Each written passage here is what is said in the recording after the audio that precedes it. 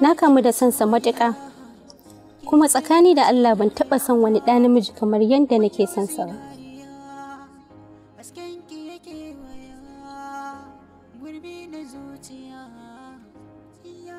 To me yasa baki aure shi ba?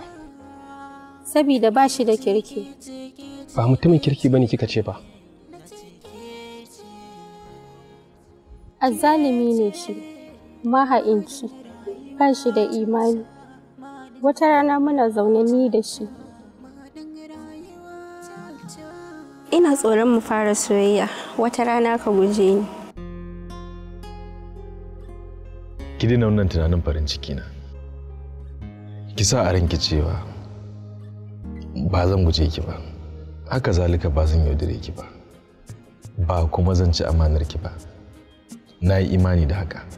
So da yawan lokuta abin da muke tunani a cikin zuciyarmu ba shi yake faruwa ba. Sai wanda ba ma tunani shi yake zama gaskiya. Ki sa a ranki har abada ba zan guje ki ba kamar yadda na faɗi. Haka zalika kuma ba zan yi nisa da ke ba. Ta yi alkawari? Na yi alkawari. Haka muka ci gaba da rayuwa ni da shi har ta kai a gidanmu an ce ya fito. Da kika faɗa masa ya amince ya turo? Tun daga ranar bai sake dawowa ba. Zan tafi. An jima za mu sake haɗuwa.